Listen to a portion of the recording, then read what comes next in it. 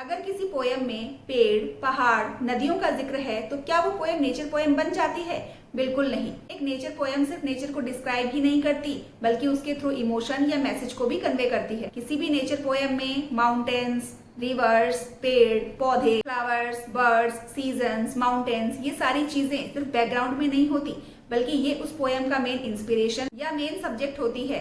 और poet in सारी चीजों के थ्रू अपनी लाइफ के एक्सपीरियंसेस, इमोशंस, इनर थॉट्स और लाइफ की डीपर मीनिंग को एक्सप्रेस करते हैं। अब एक सिंपल से एग्जांपल से इसको समझते हैं। अगर कोई पोएट ऐसा लिखे कि गार्डन में बहुत से फूल खिले हैं, तो ये कोई नेचर पोएम नहीं है, ये सिर्फ नेचर का एक डिस्क्रिप्शन है। लेकिन अगर वही फ्लावर्स जो गार्डन में खिले हुए हैं वो होप, न्यू बिगनिंग और हैप्पीनेस का सिंबल बन जाए, इन चीजों का एक मैसेज कन्वे करे, तो फाइनली वो पोएम एक नेचर पोएम कही जाएगी। इंग्लिश लिटरेचर में विलियम वर्ड्सवर्थ को एक नेचर पोएट के तौर पे जाना जाता है, क्योंकि उनकी पोएम्स में नेचर को एक सीनरी की तरह नहीं, बल्कि एक फ्रेंड, एक टीचर और स्पिरिचुअल गाइड की तरह दिखाया गया है। विलियम वर्ड्सवर्थ की पोएम डैफोडिल्स नेचर पोएम का एक बहुत ही क्लासिकल एग्जाम्पल है। और इसी तरह सुजाता भट्ट की पोएम द पिकॉक और जॉन कीट्स की पोएम ओड टू नाइटिंगेल भी नेचर पोएम के अच्छे एग्जाम्पल्स माने जाते हैं। आपने कौन कौन सी नेचर पोएम्स को कवर किया है? Don't forget to write in comment box.